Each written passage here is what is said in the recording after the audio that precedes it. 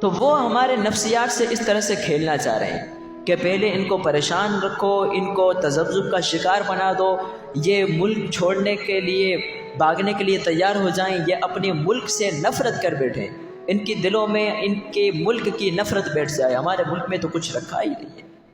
اس کے بعد پھر ان کے ایمان سے کھیلو، ان کے جذبات کو مجروح کرو۔ وہ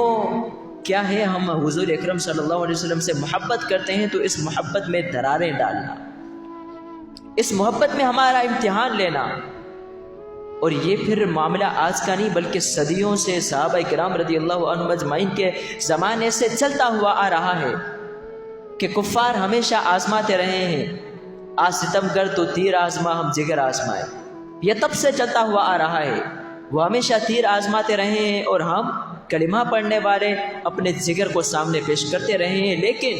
دین کے اندر کسی قسم کی کوئی ترمیم، کوئی تبدیلی ہم نے کبھی نہیں ہونے دی۔